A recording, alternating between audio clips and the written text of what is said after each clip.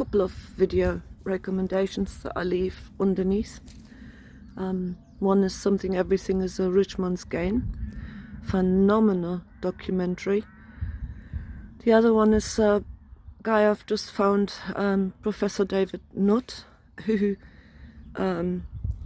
was advisor to the UK government about drug policies and stuff, and when he recommended that psychedelics ought to be allowed, he got sacked from his position. I mean, guys, I'm sick of the lies, right? So he's been sharing that, you know, we wouldn't have our democracies, our modern way of life, basically without the use of drugs, because Plato and co, you know, Socrates, all of those guys partook in what was called the Eleusinian mysteries. They took a mixture of ergot, which is a grain fungus that is psychoactive, and wine, and, you know, were initiated into these Eleusinian mysteries, which, if anybody has ever taken magic mushrooms, they know how it stimulates, you feel at one with nature, you feel an awful lot of love inside of you. He then talks about the fact that they banned LSD in the 60s because basically they were losing the war effort, because people on LSD didn't fancy going and shooting other people someplace else. So that's why they banned LSD. The ban on cannabis was due to the fact that after the prohibition ended, the guy who was running the prohibition, whatever, you know, office, was out of a job, and then, you know, honed in on cannabis, basically. Cannabis was the ancient soma that the Indian people took, again mixed with magic mushrooms, so cannabis and psilocybin. Again, incredible, mind-opening, powerful, positive psychedelics. Same as what Terence McKenna said, our brains have actually developed because of these substances. The witches in the 16th century got hounded because of their use of these substances that would help during childbirth, blah blah blah. Terence McKenna, Armin Hillman, all of these people say the same. But the god of the wine press, Jesus Christ, is the god of the wine press. Fine, alcohol is cool, right? Alcohol is sanctioned by the church, you know, with the wine and all of it. And alcohol is the most dangerous. So the potential of all of these substances for growth, for peace, for bringing people together, and as Terence McKenna and this Professor Dr. Nutt is arguing, our brains wouldn't even have developed in the way they have without these substances, right? Now they're forbidding laughing gas in the UK. I think this is about 2 years ago when they started on that stupid thing. Again, a completely harmless substance. Meanwhile, they're snorting coke in the parliament. Yeah, and this is like, you know, it's a proven fact. I've learned so much. Apparently, during World War II, they had the soldier fighting on meth, crystal meth, so that they would have the stamina to sort of carry on, you know, going through the night and doing, you know, night attacks and God knows what. Fantastic information in those two talks that I've just listened to by David Nutt.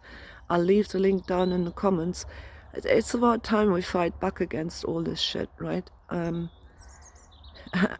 especially, you know, the Eleusinian mysteries were forbidden as soon as Constantine started with his, you know, oh, Christ showed himself to me, and the god of the wine press was just Jesus Christ, you know, based on Dionysus. I'm sorry, Christians, you know, you've got a war god on your hands. Alcohol makes aggressive. Alcohol is dangerous to the body, to the liver. and it makes people aggressive.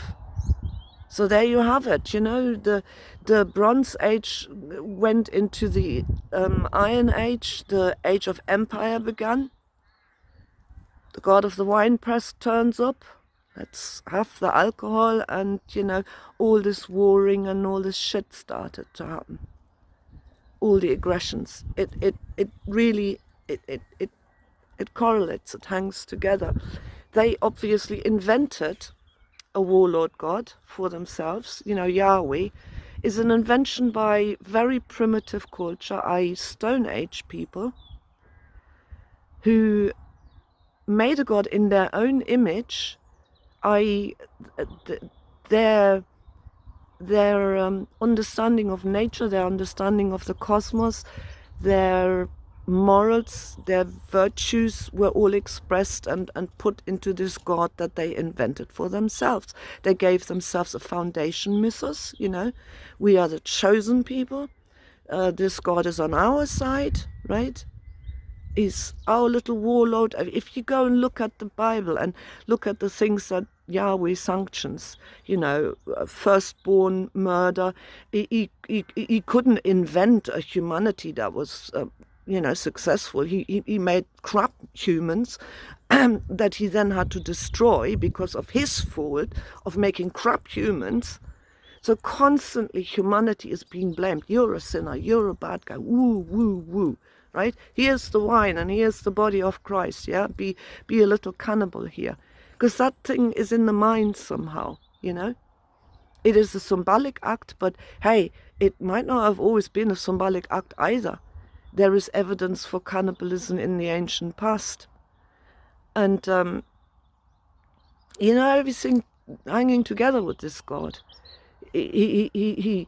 He turned Pharaoh's heart hard, and you know, he wouldn't let go of those poor slaves, right? But he sanctioned slavery in, I don't know, was it's Leviticus or Deuteronomy, where all these stupid laws are, yeah, where he sanctions, you know, when can you sell your daughter into slavery, under what circumstances, and how are you allowed to treat your slaves, how many whips can you give them, and all that shit.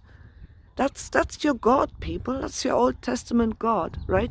He goes and, you know, he slaughters the firstborns. He sacrifices his son on a cross, which looks like satanic ritual sacrifice to me, you know, like human sacrifice. The Jews are off there wanting to slaughter cows, right? The temples back then were slaughterhouses, basically, and they peddled slaughtered meat from the temple. They gave, I don't know, the fatty bits, whatever bits, to the gods, you know, in their offerings, and then, you know, the rest got peddled to the proles who maybe couldn't afford to keep animals in husbandry, right? There was rivers of blood coming out of these temple things. And you still to this day have these, I don't know, in certain Muslim countries where they herd together, I don't know, 200 cows and sheep and goats and God knows what, and they hack them to pieces with machetes, right? It's a mental illness. It's this Stone Age, Iron Age mentality.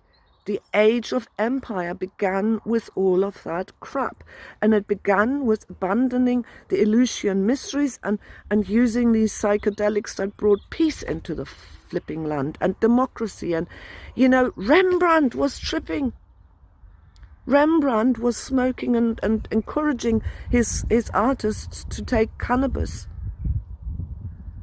because of the insights into light and stuff it gave him. And compare that to the Bible, God. I hate these three books with a vengeance. They've destroyed humanity. They really have. They are exclusive. You know, you're in our club, everybody else is bad, they're all the bad guys, we're the good guys, our God has chosen us, right? This insanity, as if there's this deity. And then And then the apologetics, the twists and turns that they try and apologize for their God's bad behavior. You know, the jealous God. I mean, jealousy is one of the deadly sins, is it not? You know, if you're jealous, why, you're a bad character. But this God, yeah, he not only is a real estate peddler who chooses this little group of people who he supports. I mean, you can start believing in all sorts of things. It gives these people, obviously, you know, the power to fight. And you know, like we've all seen the movies, yeah, where the Saracens with their little, you know, flags and God knows come against the Christians, and you know, God is on our side. We're all praying to the fucking same God, but he's on our side, you know, and we have to kill one another. War is so primitive. I hate this place for war. This primitive species that we still are, and these lying pieces of shit at the top who profit from brainwashing stupid human beings with low IQ into believing all of this shit. That's why religious freedom is it's enshrined in our constitutions, isn't it? You're free to believe these insanities, yeah, these cults of demonic entities, you know, that have created the universe. Oh yes, oh yeah, Yahweh, he did that in 6 days. In 6,000 years, he created. All the evidence is against it, but no, 6,000 years ago, yeah, it's all happened. And people are so stupid to this day to fall for this shit. And then when they read all the horrific things that their God is up to in the Bible, they come up with mind-bendingly stupid ideas to justify him. Oh, the Lord's ways are mysterious. And they're all on their knees to this demon. And it's got to stop. And unless we speak out about this, it never will stop. And we're being flattened by an onslaught of these primitive cultures, these low IQ people who, because of their insulating thinking, have inbred for thousands of years, because they can only marry, you know, another one of us. Well, they can't can't do that, because they're all, God knows, you know, they're all the dehumanized people, because it's just the in-group, that's the in-group, that's okay. Everybody else gets dehumanized, so we can slaughter them. You know, because like, you know, the God said, oh, that's Amalek there, and I want you to go and destroy Amalek. And so human beings are the only stupid species on this planet that slaughter one another, because some high up tells you, well, you know, we're having a war here, and we got to fight one another all the time. The most primitive form of resolving conflict, right?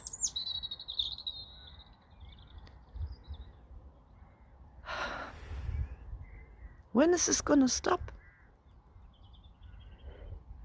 And then you watch this, it's a Richmond's game or whatever the video is called. I stick the links below, and you see it's all for the benefit, like, you know, like all the Americans, big shots, the bankers and whatnot, they financed Hitler. It's unbelievable. It is unbelievable. And they're getting us riled up against one another on a constant, and playing humanity over and over again. And this insidious stupidity as well amongst sort of, you know, spiritual people who are against psychedelics. That's the fake shit. No, it's not, guys. It's not. And we are part of this nature, and this nature is there to hate and help us. I've got this goiter, right? So I'm feeling quite shit. My thyroid gland is packed up. Go to the doctor and say, well, I'm starting to take iodine. Oh, there's no evidence that iodine helps, you know, resolve a goiter. Well, how come that I had palpitations like crazy last week? I started on the iodine, and within a couple of days of taking the iodine, I'm starting to be calm and my palpitations are gone. I can suddenly walk again without getting out of breath. Now, what's that all about? Oh, I didn't want help. I said I also am taking turmeric, you know, for my inflammation, my inflammatory conditions in my neck. Oh yeah, there's new evidence now for turmeric. It's driving me nuts, all of it. I'm so tired of this place. So I encourage everybody to watch these videos. I'll stick the links below, and we need to talk. Unless we all talk, and unless every one of us who's got a little bit of something started to sort of click in their brains, right, and they get a bit of understanding, if you don't talk and act in the correct way at each turn that you can, and bring this awareness to other people, you're missing your mission here. Because we're going down, people. We are going down big time.